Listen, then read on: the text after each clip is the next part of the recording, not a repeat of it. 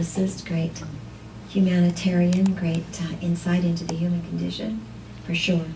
I picked this song today because this idea of we're all standing together and we affect each other, it's perfect focus today for our Compassion Game meeting.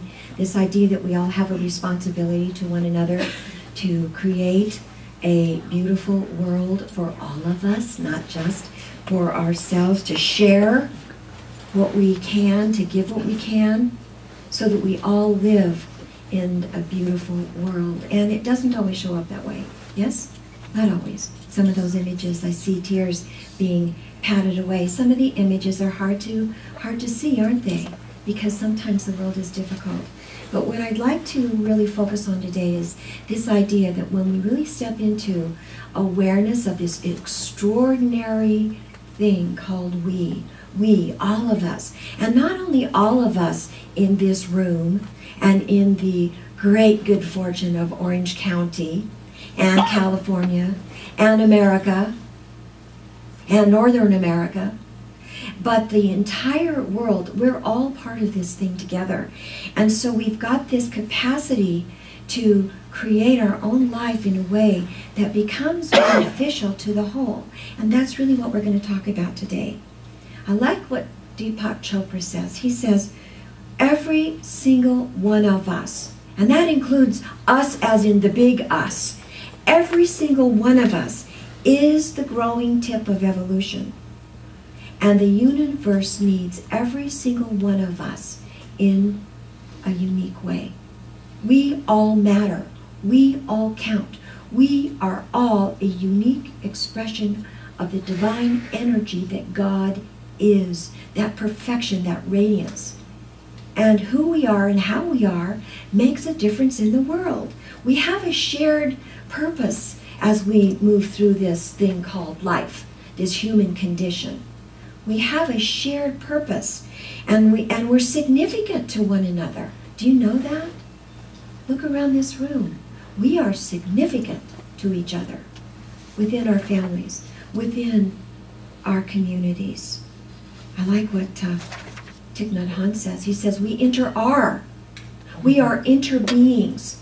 We are because the other is. I am because you are. I am because you are, you in me and me in you. That's what we're going to talk about today, this idea that when we can create our own life experience in a beautiful way, in a beneficial way, in a peaceful way, in a serene way, then that becomes the energy that we take out into the world wherever we go. It's a dynamic dance, and we are in relationship with it no matter what, even if we don't want to be. We're in relationship with it. And so this thing called life requires us to bring 100%. I always tell folks when I'm working with couples or people that are in relationship, all you have to do is show up 100%, and everything else will take care of itself. It's your responsibility to bring your 100% best self. Because no matter what, we're in this experience, and it's always going to be dynamic, it's always going to be changing, it's always going to be creating itself, it's always going to be flowing and expanding and contracting, it's going to be doing what experiences do. And so it's important for us to be able to bring our best self to whatever that is. You know, there is this primal creative impulse, isn't there? This impulse to recreate ourselves so that we continue, this impulse to take the raw material of whatever's around us, recreate it, make a wheel, make fire, right? Make something new, go to the moon, go to Mars, recreate whatever it is, the ingredients in your refrigerator, and come up with an incredible meal. We create and recreate out of desire and out of necessity. And what I'm going to talk about today is this idea that when we can create out of desire, things look different. Sometimes we're creating out of necessity because we don't have choices. We've got to make changes, and we've got to shift, and we've got to take whatever the world. I like what Wayne Dyer says. He says, we don't come into the world as a construction project. We don't come in as, this thing to fix or this, like, with nothing to start with. We come in and grow out of our experience in the world. We emerge we blossom forth this idea of blooming where we're planted. We come into this world in a way that we emerge through our experiences, you see. And the quality of life that we create has a lot to do with how much joy we experience in our life journey, or how much suffering we create for ourselves. It depends on how we respond to the circumstances all around us as to what we create in our life. And so the capacity for us to take a look at whatever is going on, whether it's in our individual lives, in our relationship with each other, in our families, in our communities, as we're going to be doing with the compassion games, whatever that is, to explore new possibilities within that, whatever that looks like, to think outside of the box. How can I create something that's different than this if it's not working? How can I refine this? How can I make this a little bit better? How can I create something that is a little more life-affirming, a little more beautiful out of the raw material that I'm given right now? Not be frightened by it. Let me tell you, as we create community, sometimes, like, we're going to be creating something, I don't know what, for Ladies' Night Out. You know what? We trust. We talked about trust last week.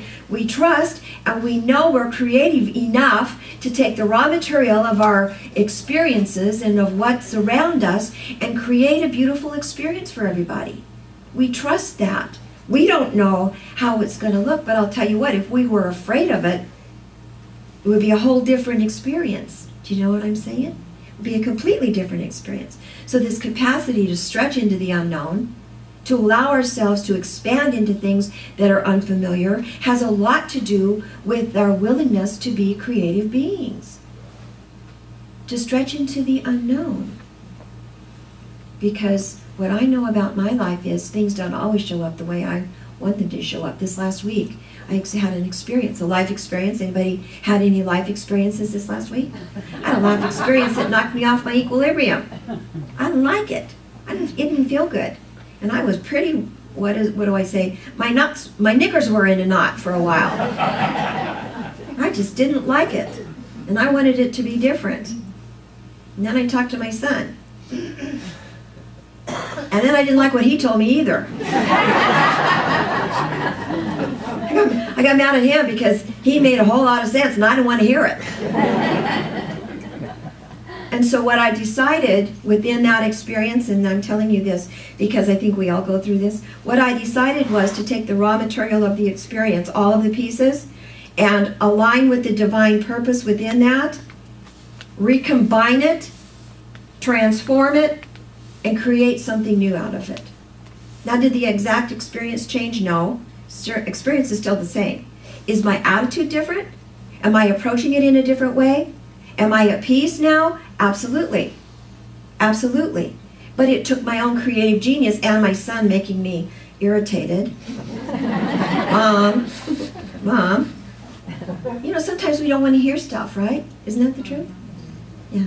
But recreate within the experience. So you see, sometimes when we talk about a creative universe, we're thinking about art and music and architecture and, you know, whatever, all this stuff, sewing a dress, you know, making a piece of pottery.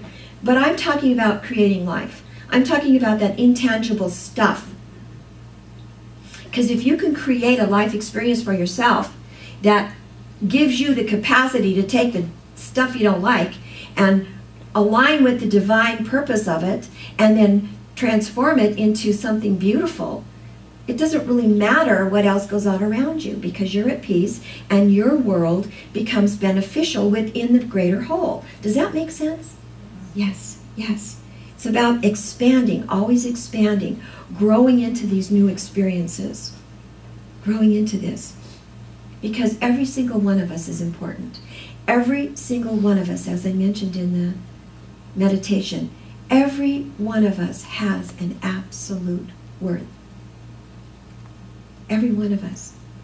So when I leave this life plane, I want to be able to say, what a loss to the world when I'm gone. What a loss to the world when I'm gone. And I want all of you to claim that for yourselves. Nobody can do what I can do. And so I'm looking at Phil's family on that back bench, and I'm thinking, what a loss to the world when Phil is gone. What a loss to the world when Sandy is gone. What a loss to the world when Tony is gone. What a loss, I don't see, where's Lynn Pendleton? What a loss to the world when Marge Pendleton is gone. What a loss to the world when anybody leaves the plane of human existence. Because we are these awesome, incredible, creative beings. We're here to create beauty. We're here to create love, to create harmony, to create an incredible field that is beneficial, that allows us to share who we are with the world. And sometimes, you know what? Even though it is the truth, and I'm here to tell you the truth, you got to believe me about this, every single one of us has creative genius. Every single one of us has unique talents. Every single one of us has unique gift package to bring to the world, to contribute to the whole. Every one of us is important and unique and brings something special that nobody else can bring. And sometimes, especially when we're not feeling real positive about ourselves, sometimes we undervalue ourselves, our gifts, our talents, and who we are. I see heads going, yeah. So if you've undervalued yourself lately, I'm here to tell you, claim your magnificence. Claim that statement. What a loss to the world when I'm gone. Claim that, because that's the truth. That's the truth. Identify those divine qualities that you are, not that you have. Claim those divine qualities that you are, and then let them express through your walk in the world and create your world. And when you create your world, when you make a better world for you, guess what? You make a better world for all of us. We are in this relationship together. So we let our imaginations run free, and we honor all of it. We honor all signs of creativity. We honor our part in it. And a lot of times we're making it up as we go. We're making it up for Friday night. We're making it up when our son tells us, Mom. We're recreating as we go. And everything in our life experience depends on our participation. So if we're standing on the curb, we're standing on the sidelines watching life go by, guess what? Guess what? We're not creating our best life. We're not creating our best life. So we need to learn to create through alignment with what's already there, whatever's there. Combine it in new ways. And I mean, you know what? Nobody ever created anything. Do you know that? Human beings don't create anything. Human beings tap in to the divine intelligence. They align with what's already there. They tap into all of it. They combine it in new ways. They transform it, create something new. I think a caveman would be pretty astonished. I think a caveman. But it's all about discoveries, right? It's all about finding new ways, seeing something in a new way. We don't create anything. We just take what we've already got, what's already around us, and we rearrange it and combine it in new ways. So this is the good news. If life sucks, if you're not having a good time in life, if things are not going the way you want them to go, like my situation last week, guess what? You have the capacity and the responsibility to make a shift, to recombine whatever that stuff is and create beauty out of it, create peace out of it, create some sort of beneficial quality out of that. We can only do what is ours to do, and we're going to be stepping into that today with the compassion games. But what I know is that sometimes I surprise myself. And I was pretty angry earlier in the week. And as the week went on and I had my experience with my son and I realigned everything, guess what? I surprised myself. I surprised myself by creating a sense of peace, acceptance, love, forgiveness, and all of that. Do you know what I'm saying? We surprise ourselves sometimes by what we can create. This is the invitation. Remember the lyrics of John Denver's song. We're all in this together, arm in arm, hand in hand. And our responsibility is to say, I want to grow.